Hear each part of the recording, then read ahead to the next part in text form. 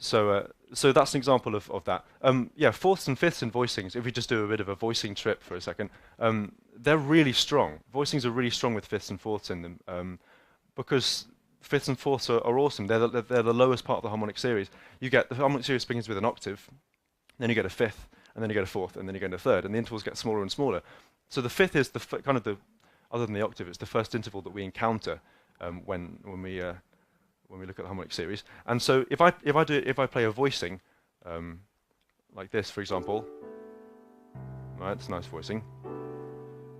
Or say this voicing, maybe that one. Okay. Now if I had a fifth in the bottom of this, like this, see how that adds some like nice warmth, and it makes it stable, and it gives it like nice heavy boots, and it kind of makes an impression on your ears and stuff. Because fifths are good.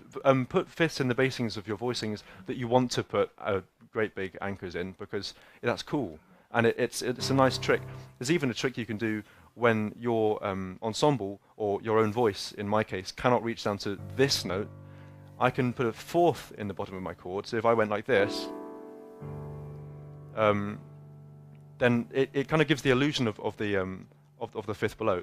Maybe you guys have checked this out, some of you, but it comes from something which I can't remember the name of in the harmonic series, where it kind of it gives a nice echo of the fifth below. This thing. It sounds like there's a G at the bottom. It's actually just a D. So yeah, fifths and fourths give a whole bunch of good stuff. Fourths in the middle of voicings, such as this one, or even the more commonly heard, this one. These are all fourths, and that's a fifth. Your ear is generally happy with that, you know. And so yeah, okay. Here's something else you can do with fourths and fifths, which I adore. So how many of you guys have heard of Lydian? How many of you guys have heard of super Lydian? Okay, yeah. How many of you guys have heard of super ultra hyper mega meta Lydian? Okay, so you know, so if we put Lydian in thirds, like this, this is a familiar sound. It's nice. It's strong, and I'll tell you why. Because it's got fifth here, a fifth here, a fifth here, and a fifth here. It's a really strong sound. It's nicely fits together.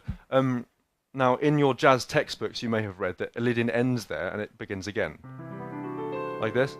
I disagree with this premise, and I've decided that it keeps going. Right. So this is C major 7. This is D major 7. Right. Now I do believe there is a C sharp in this voicing, and it's a C major 7 chord. But I also believe that it sounds better than this. This sounds better than that. This is killing, man. This sounds great, you know.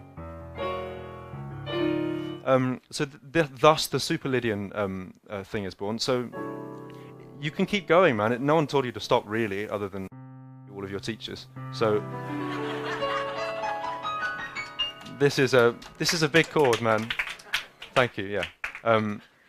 And so yeah. So check that out. That's a super Lydian voicing. And I tell you what's cool. When you play super Lydian voicing, and then you play like a quartal voicing, but with the same note on the top, like this, for example. So this is that's a drastic change of color, right? Correct me if I'm wrong, but I think that is really kind of surprising. I enjoy this. You know, that's cool.